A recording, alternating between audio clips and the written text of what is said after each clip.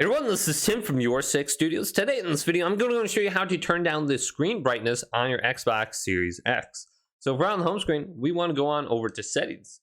Then go to General and go to TV and Display Options right here and select this. Then go to Night Mode and turn on Night Mode. Now we will have the options over here called Display.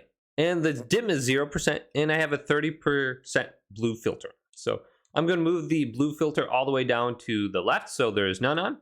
But then we have dim right here. We can move the dim over to the right. And I'm going to go to max. You can see the screen is now dim. So if I move it to like 50% and back up, you can see my display is 45% dim. I can still allow HDR right here, so turn that on. And then you can change the theme. So if your screen is way too bright or something like that, or you want this on at specific hours, well, you could maybe start this at like 8 p.m. whenever your sun goes down, or you can go ahead and start it in the day.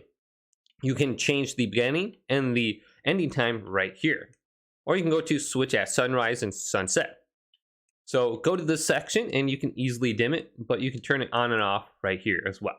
Hopefully this video did indeed help you out. Leave it a big thumbs up and subscribe to my channel down below for more tech up videos coming up next on YourSix Studios.